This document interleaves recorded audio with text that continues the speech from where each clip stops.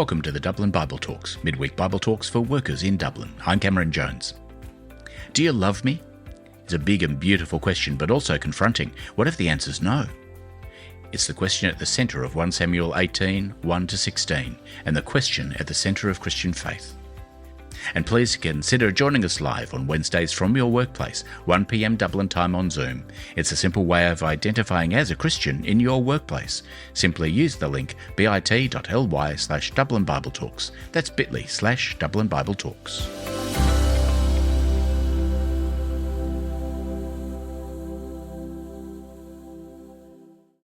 Do you love me?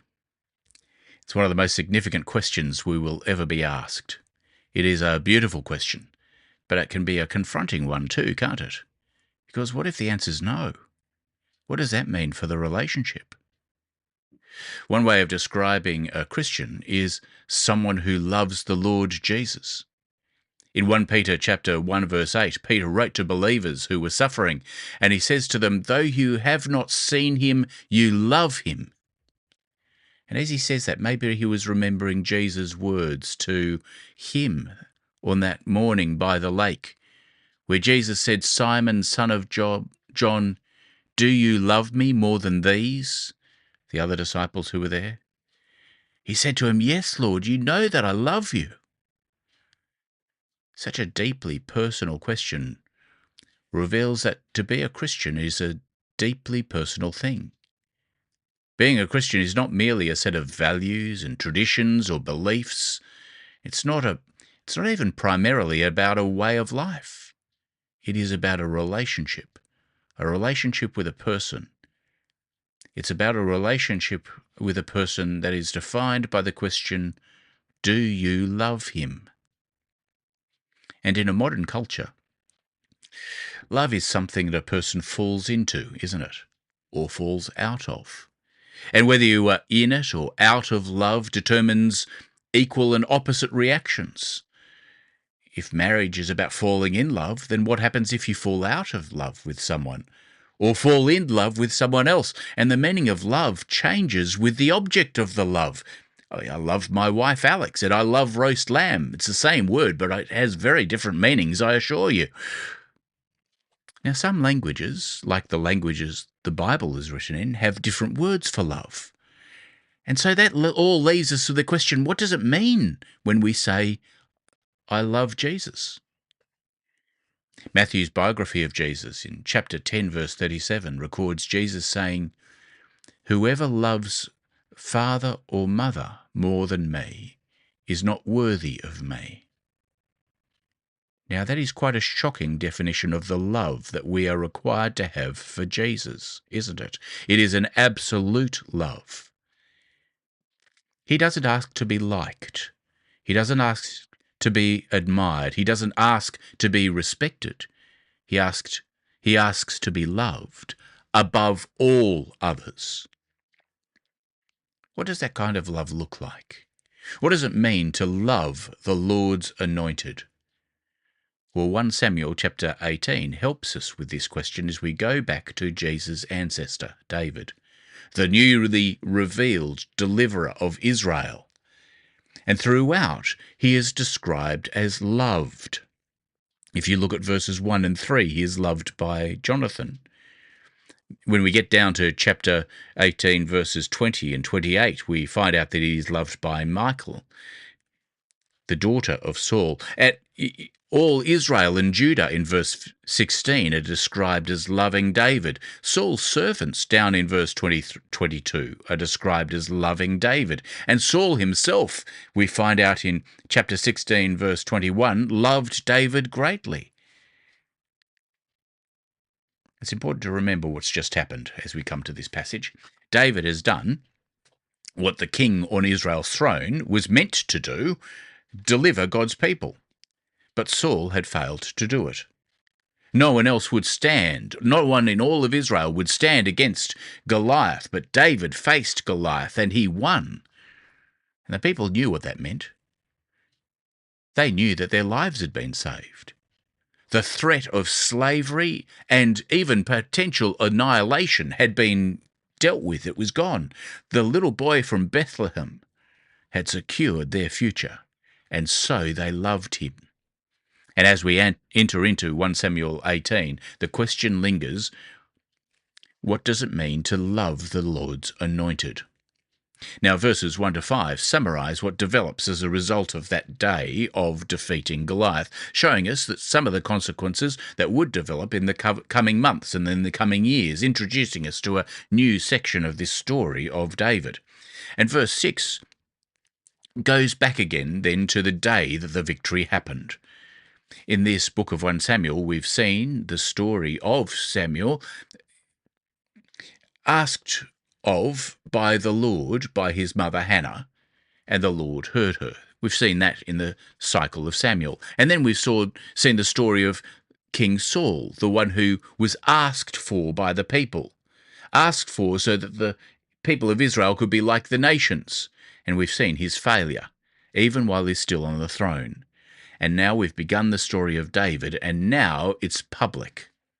And we see in verses 1 to 5 that summary of what happens.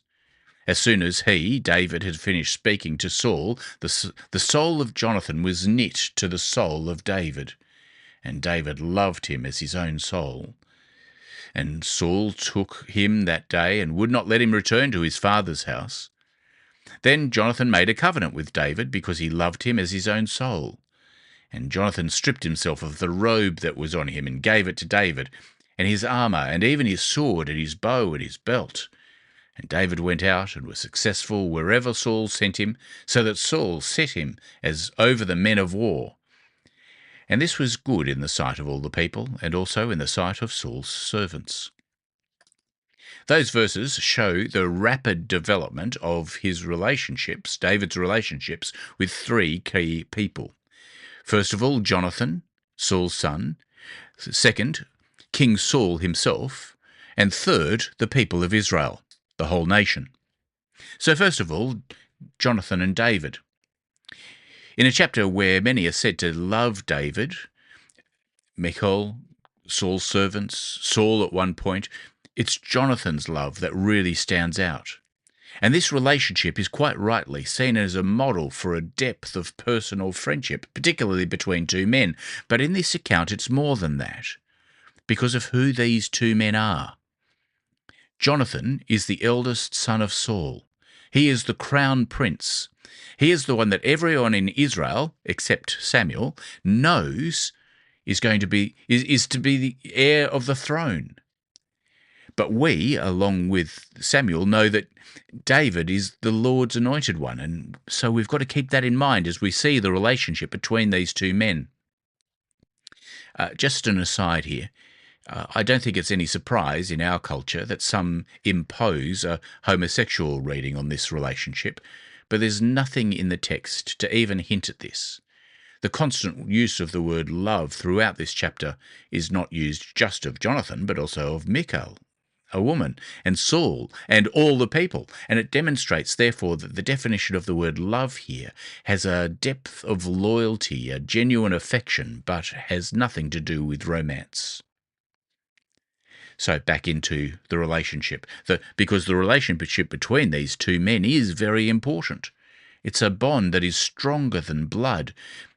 At the end of the last chapter, there didn't seem to be any significance, anything of significance continuing between David and Saul, but between David and Jonathan there is something significant. It says the soul of Jonathan was knit to the soul of David. That's the language that's used. What we know about David and Jonathan, the anointed king and the crown prince, might make us think that their relationship should be one that is full of conflict.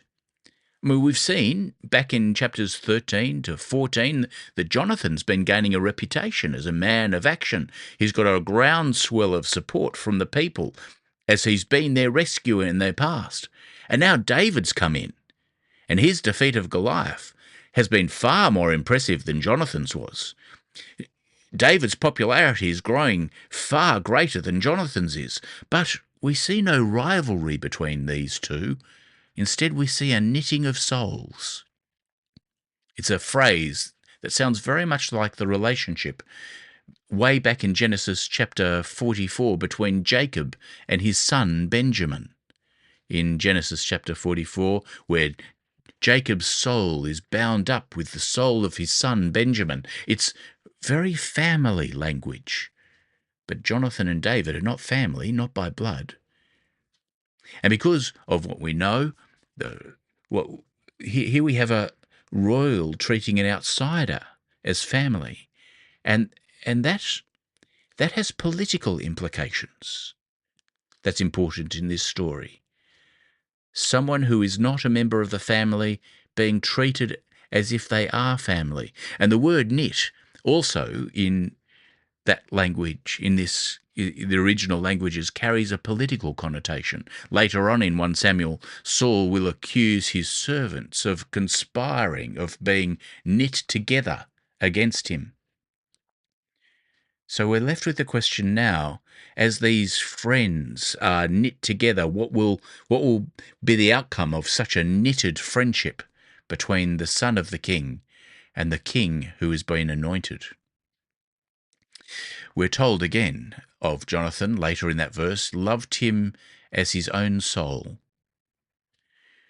In the time and culture of this region, 3,000 years ago, called the ancient Near East, the word love was often the language used for loyalty in political treaties, for the formal covenantal relationship between people, between families, between states and between nations. This is the kind of love that says, I will stand with you even if it is very costly to myself.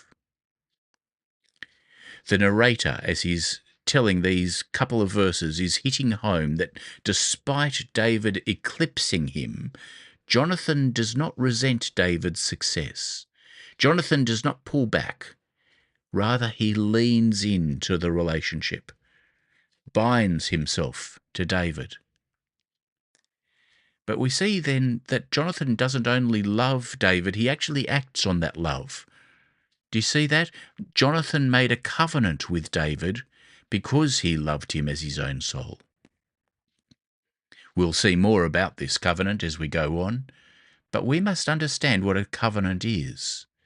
It's a word we don't use very much anymore. It involved making pledges of protection and of future kindness between two families, between two houses, between two nations at times. But the striking thing here is that it is Jonathan who initiates it. That's strange in this context, because usually the one who initiates a covenant is the weaker party, who needs protection. But here, Jonathan seems to be the one with power. He seems to be the one with status. He seems to be the one who has a future throne, and yet he chooses to bind himself to a shepherd boy. This is not David petitioning a prince. This is the prince pledging allegiance to David, who we know is the anointed one. This covenant is not just spoken, you'll notice. It is actually acted out. Jonathan strips himself of his robe that was on him, and he gave it to David, and he gives him his armour, even his sword and his bow and his belt. So the robe that he gives away here, Jonathan gives away his prince's robe. He gives away his symbol of the inheritance. He gives away the symbol of his royal standing. And the sword and the bow, they represent his power as a warrior and an heir. Jonathan removes all the visible signs of his future kingship, and he places them on David. What we're seeing here in the text is a symbolic abdication. It's not public, but it is prophetic. Jonathan may not even have understood the full implications of what he's doing, but the narrator wants us as readers to see it and notice it, that Saul is raising up his chosen king, and the prince has just handed over all his regalia. And as we're going through this, it reminded me of John the Baptist, when there seemed to be a growing competition between him and Jesus, and people asked John about Jesus. And in John chapter 3, verse 28, John says, You yourselves bear witness that I said, I am not the Christ, but I have been sent before him. The one who has the bride is the bridegroom. The friend of the bridegroom who stands and hears him rejoices greatly at the bridegroom's voice. Therefore, says John the Baptist, this joy of mine is now complete. He, Jesus, must increase, but I must decrease. That, friends, is what it looks like to love the Lord's anointed. But Saul's response is a sharp contrast. In between verses 1 and 3, you noticed, is verse 2, and the narrator inserts a couple of telling details about Saul's behaviour that highlights how differently Saul sees David compared to Jonathan. Having found out who David is, who his family is, and where he's from at the end of the last chapter, look at what he does in verse 2. Saul took him that day and would not let him return to his father's house. David is removed from his former life. He's no longer a shepherd, no longer a visitor to the court. Now he is in Saul's full-time employment. He is Saul's full-time servant. Now that is a strong strategic move, isn't it? Saul is doing what kings do. He's doing what, in fact, in 1 Samuel chapter 8, Israel were told by Samuel the king would do. The king will take the best and the brightest into his service. And now David's useful, so he's taken from his father's house into the service of the king. But also notice that as Saul does this, there's a real contrast with Jonathan. There's no warmth there. There is no covenant with David and Saul. There is no affection. There is simply possession. Saul takes for himself what is useful, and David's useful. David's changed everything for Israel, but it actually hasn't changed anything for Saul. Look now down to verse 5, to the second action that Saul makes with regard to David. And David went out and was successful wherever Saul sent him, so that Saul set him over the men of war. Saul sees results, and he acts accordingly. David's success earns him a promotion. But again we see a contrast between Saul and Jonathan. Saul promotes David, but it's far from Jonathan's symbolic abdication. There's no real change in heart or attitude toward the one that God has anointed as his king. There's no deference from the rejected king to the anointed king. David's simply useful and, increasingly annoyingly, successful. The final note of this summary sketch is the public response. The second half of verse 5. Do you see this? It was good in the sight of the people and also in the sight of Saul's servants. Good. That describes David's situation and service and the feeling toward him that will build over the coming years. We'll remember what Samuel said to Saul back in 1 Samuel chapter 15, verse 28. You remember what was said to Saul? The Lord has torn the kingdom of Israel from you and given it to a neighbour of yours who's better than you. And here we see David rising, loved by the people, serving in the king's court, bound by covenant to the crown prince. And yet for now, it's under Saul's roof that David is residing. But there's a tension. There's a tension. We know that there are two kings in Israel. And that's where the narrator's focusing our attention in verse 6 to 16. And there's a movement from admiration to opposition.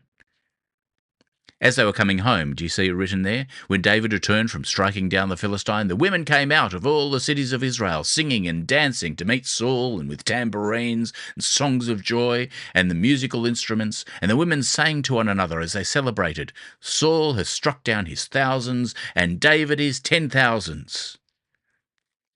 Maybe you've seen the old videos at the end, the old film at the end of World War II with the scenes of jubilation in the streets and heroes being celebrated. The people knew what David had done. Their lives have been saved by this young boy. But more than their lives, their nation was going to be enslaved. It was maybe going to be obliterated. But they've been rescued, and they respond with joy. And If the words of the song sound like a snub to our ears, they're not meant to be. This is Hebrew poetry. Escalating lines are normal in that way of singing. David and Saul are being honoured together, and in fact it is Saul whose name comes first. But Saul, tending toward the paranoid, hears only one thing. He hears David getting more praise than he gets, and the seed of jealousy takes root.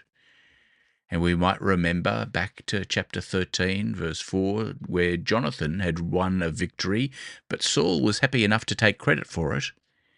Here, he's not getting the credit. And so even David's name, even coming second to his own, has an effect on him. Verse 8, Saul's very angry. This saying displeased him. He said, they've ascribed to David 10,000s, and to me they've ascribed thousands. What more can he have but the kingdom? A part of the way the narrator is telling this story is to choose quotes that are full of irony. People say things that are more true than they know. Here we hear Saul do that in the most extreme way. Did you see it? Did you hear it at the end of verse 8? What more can he have but the kingdom? Surely Saul remembers the words of judgment Samuel spoke to him previously. And it's actually hard to say here whether Saul is angry and petulant or whether he's actually seeing a prophecy coming to pass. Whichever way it is, verse 9, Saul eyed David from that day on. He kept his eyes on him suspiciously. Oh, how different Saul is to Jonathan. How different Saul is to all the people of Israel. And this jealousy distorts reality in a way that drives the narrative forward. You see, the next day a harmful spirit from God rushed upon Saul, and he raved within his house while David was playing the lyre as he did day by day. Saul had his spear in his hand, and Saul hurled the spear, for he thought, I will pin David to the wall. But David evaded him twice. In earlier chapters, the Spirit of the Lord has rushed upon Saul and upon David, but now God's Spirit has left Saul, and in its place comes a spirit of torment, a spirit of harm. The word raved here is used to describe Saul's sort of prophetic words in 10 verse 10. The same word is used, but now the ravings are harmful.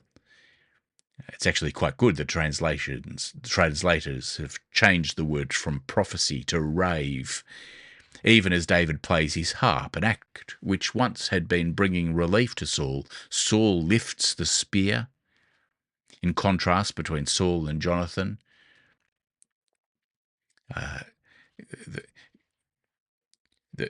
David is filled with the Spirit of the Lord as well. There's another contrast, Saul and Jonathan, and a contrast between Saul and David. Jonathan gives his weapons to David.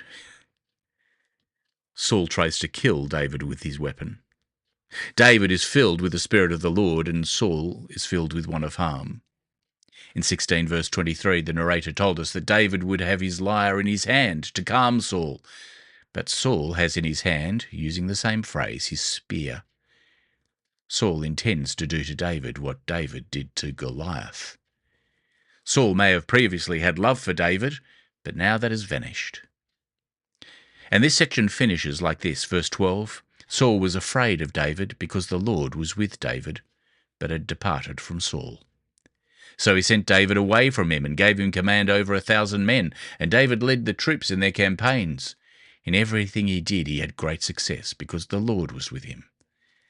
When Saul saw how successful he was afraid of him.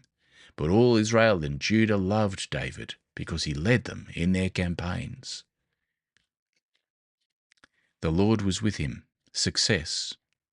Literally, the passage keeps on using the word face, keeping the contrast going between them. Saul feared David's face in verses 12 and 15. David went out and came in before the face of the people in verses 13 and 16. One of my previous pastors described this as a growing face-off. Notice also a repetition of a key phrase in verses 12 and 14. The Lord was with him. The Lord was with David. That's the heart of the matter. That's the key relationship in all of this passage. The Lord was with David. Yes, Saul is afraid of David, verse 12. Yes, Saul has sent David away, verses 12 and 13. The 1,000 men seems to be a demotion compared to his being previously over all the men of war in verse 5. But David keeps going out and he keeps coming in with success. And it's right in the face of the people. They can't miss it, and they love him for it in verse 16. Fear rises in Saul, but love rises in the people. Love for the one who goes out and fights their battles for them. That's what God himself does for his people. Deuteronomy 10 verse 12. And God's anointed king does the work of God on behalf of God's people. And the people prosper. And their response to the anointed king is love. That response of Jonathan toward David, that response of the people to David, helps us to see the importance of the question, do you love him? In John 14:15, Jesus says, if you love me, you'll keep my commandments. He's the king. To love him means the kind of response to the one who goes out and does for us what we could never do for ourselves. The one who fights our battles for us. Do you love him? John 14 again, whoever has my commandments and keeps them, he it is who loves me. And he who loves me will be loved by my Father, and I will love him and manifest myself to him.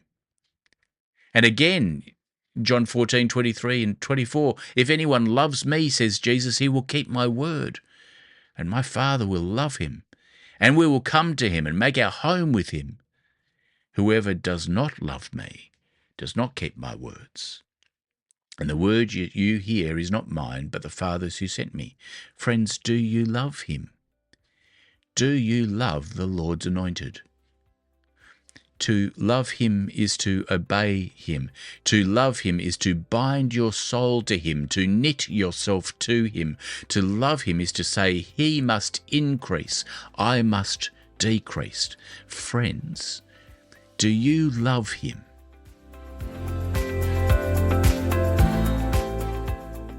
Thank you for listening to the recording of the Dublin Bible Talks. You can join us in real time on Wednesdays at 1 p.m. Dublin Time on Zoom, bit.ly/Dublin Bible Talks. That's bit.ly/Dublin Bible Talks.